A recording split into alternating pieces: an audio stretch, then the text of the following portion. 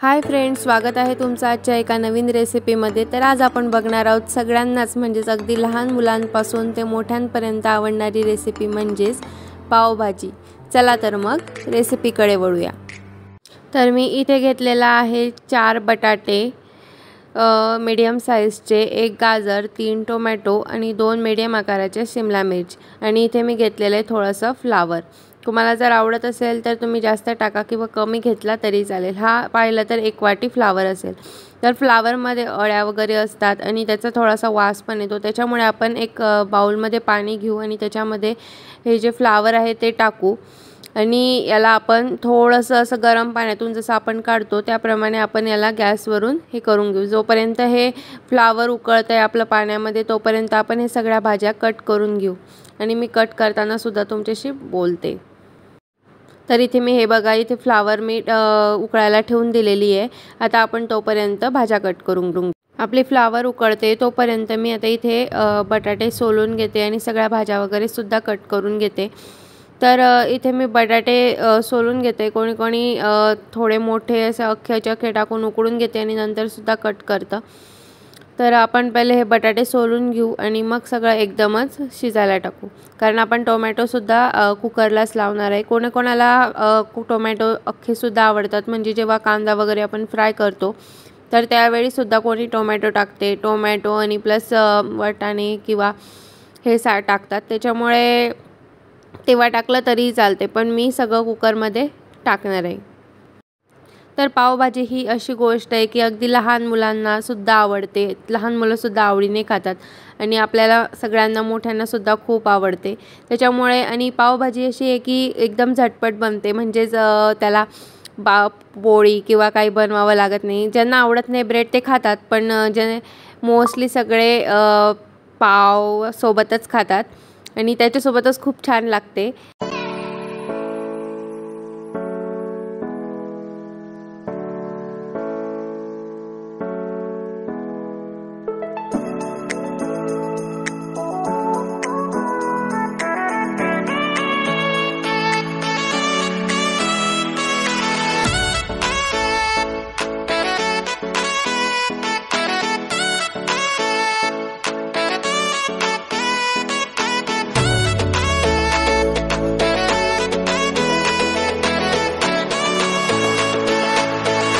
इथे मी सगळ्या टोमॅटोमधल्या बिया वगैरे काढून घेतल्या होत्या, कारण टोमॅटोतल्या बिया खाल्ल्यामुळे कसं किडनी स्टोन वगैरे होण्याचे जास्त चान्सेस असतात, त्याच्यामुळे मी टोमॅटोमधल्या बिया काढून घेतल्या होत्या। आणि आता इथे मी शिमला मिर्च कट करून घेते, मधून कट केली आणि ती इझिली जिथून आपलं जे टोक असतं वरचं तिथून कट केली आणि मग पटकन त्याच्यामुळे ज्या मधल्या त्याच्यात पण बिया होत्या त्यासुद्धा मी काढून घेतल्या।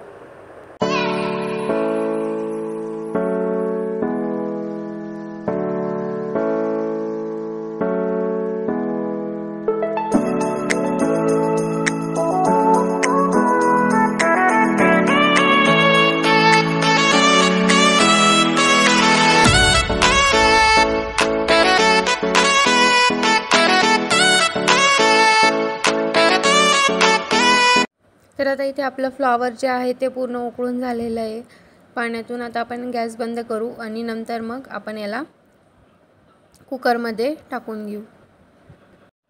असं केल्याने काय होतं की जे आपला जो वास वगैरे आहे फ्लावरमधला किंवा काही अळ्या वगैरे असतील ज्या आपल्याला दिसत नाही त्या निघून वगैरे जातात। तर आता इथे आपण फ्लावर टाकून घेतलेली, आता आपण हे कुकर लावून घेऊ आणि कुकरच्या 3 ते 4 शिट्ट्या आपण करून घेऊ। स्लो गॅसवर किंवा मोठ्या गॅसवर 3 ते 4 शिट्ट्या केल्या की आपले सगळ्या भाज्या व्यवस्थित शिजून जातील। आता इथे आपण एक मिक्सरचा जार घेतलेला आहे, त्या मिक्सरच्या जारमध्ये आपण टाकणार आहे एवढा लसूण आणि 2 ते 3 इंच आलं मोठं आपण त्याला बारीक कट करून घेतलेलं आहे आणि आता आपण हे वाटून घेऊ। आता इथे एक मी कढाई ठेवलेली आहे, या कढाईमध्ये आपण टाकणार आहे 2.5 पळ्या तेल, म्हणजेच 2.5 चमचे तेल आणि 1 ते 1.5 चमचा बटर। तुम्हाला जर आवडत असेल तर तुम्ही बटरचा यूज करा किंवा तूप टाकलं तरीही चालेल। आता हे जे बटर आहे ते आपण चांगलं मेल्ट होऊ देऊ आणि मग त्याच्यामध्ये आपण जिरं कांदा वगैरे टाकू। तर इथे आपलं बटर आता चांगलं मेल्ट झालेलं आहे। आपण त्याच्यामध्ये टाकणार आहे 1 चमचा जिरं, त्याच्यानंतर जिरं चांगलं तळतळलं की त्याच्यामध्ये मी 2 मीडियम आकाराचे कांदे कट करून घेतलेले बारीक ते आपण त्याच्यामध्ये टाकून घेऊ। आता आपण चांगलं त्याला मिक्स करून घेऊ आणि स्लो गॅसवर आपण त्याला चांगलं गोल्डन ब्राऊन कलर होईल असं आपण काढून घेऊ, नाहीतर मग ते कांद्याचा वास येतो। आणि मग थोडंसं एक 2 ते 3 मिनिटानंतर कांदा चांगला मऊसूत झाला की त्याच्यामध्ये आपण जी पेस्ट केलेली आहे आलं आणि लसूणची ती आपण ॲड करू। तर आता इथे 2 ते 3 मिनटं झालेले, तर आपण जी आलं लसूणची जी पेस्ट बनवून घेतली होती ती आपण कांद्यामध्ये टाकून घेऊ, जेणेकरून जे आलं आणि लसूणचा जो कच्चेपणाचा वास जो आहे तो निघून जाईल, म्हणजे त्याचं असं वास वगैरे येणार नाही, पूर्ण त्याचं स्मेल निघून जाईल आणि टेस्ट लागेल। तर आता इथे कुकर थंड झालेलं आहे, मी त्याला उघडून घेते आणि हे जे पाणी आहे भाज्यांचं किंवा आपण कुकरमध्ये टाकलेलं होतं ते सगळं पाणी काढून घेते, जेणेकरून जेव्हा आपण भाजी वगैरे बारीक करू तेव्हा ती चांगल्या पूर्ण बारीक होईल। जर तुम्हाला आवडत असेल तर तुम्ही एकदम पूर्ण प्लेन बारीक जशी हॉटेलमध्ये वगैरे असते तशीसुद्धा करू शकता, पण मला पर्सनली थोडंसं जाडसर किंवा त्याच्यामध्ये टोमॅटो सगळं दिसलेलं तशी टेस्ट खूप छान लागते, त्याच्यामुळे मी जास्त बारीक करणार नाही आहे। आणि तुम्हाला जर वाटत असेल तर तुम्ही पूर्ण इलेक्ट्रिक रवी जशी रवी असते तिच्याने तुम्ही थोडं थोडं पाणी टाकून पूर्ण बारीक करून घेऊ शकता। तर हे बघा इथे मी अशा पद्धतीने मला जशी आवडते तशी मी बारीक करून घेतलेली आहे। मला पूर्ण बारीक नको होतं त्याच्यामुळे मी इलेक्ट्रॉनिक रवीने वगैरे केलेली नाही। आता इथे बघा जोपर्यंत आपण कुकर वगैरे किंवा भाजी आपण स्मॅश करून घेतली तोपर्यंत आपला कांदासुद्धा छान पद्धतीने मऊ झालेला आहे। आता आपण याच्यामध्ये सगळे मसाले एक एक करून ॲड करू। याच्यामध्ये मी टाकते 2.5 चमचे तिखट, तुम्हाला जर कमी तिखट हवं असेल किंवा लहान मुलांना तुम्ही देत असाल तर याच्यापेक्षा तुम्ही कमी तिखट टाकलं तरी चालेल। त्यानंतर मी टाकणार आहे त्याच्यामध्ये अर्धा चमचा हळद, त्यानंतर मी त्याच्यामध्ये टाकणार आहे 1 ते 1.5 चमचा धन्यांचं कूट, आणि धन्यांचं कूट वगैरे हे सगळं टाकून झालं की चांगलं मिक्स करून घ्यायचं आणि त्याच्यामध्ये आपण टाकून घेऊ थोडंसं पाणी, जेणेकरून जे आपण तिखट वगैरे टाकलेलं आहे ते मसाले आपले जळणार नाही।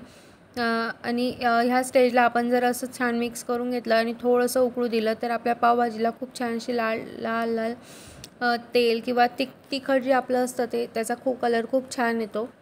आणि आता आपण याच्यामध्ये टाकून घेऊ हे जे आपण भाज्या वगैरे सगळ्या बारीक करून घेतलेल्या होत्या ह्या सगळ्या आपण याच्यामध्ये आता ॲड करणार आहेत आणि हे ॲड करून आपण याला छान सगळं मिक्स करून घेऊ। बघा तुम्ही ह्या स्टेजला मी थोडंसं पाणी टाकून छान असं हलवून घेतलं, त्याच्यामुळे बघा पावभाजीला खूप छान असा कलर आलेला आहे।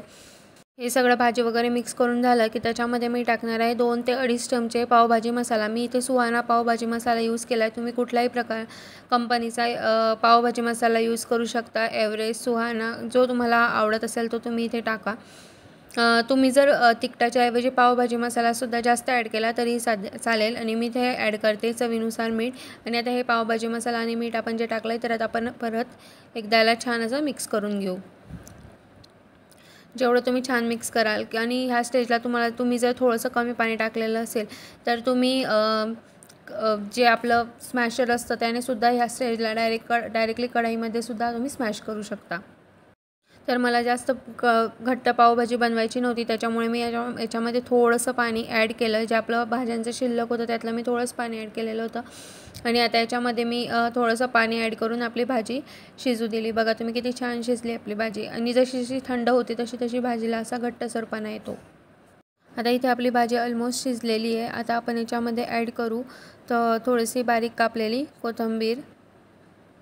तर इथे आपली पावभाजी रेडी आहे। तर तुम्हाला पावभाजीचा व्हिडिओ कसा वाटला हे कमेंट करून सांगायला विसरू नका, आणि व्हिडिओला लाईक करा, शेअर करा, आणि चॅनलवर नवीन असाल तर सबस्क्राईब करा। Thank you so much for watching. Bye bye.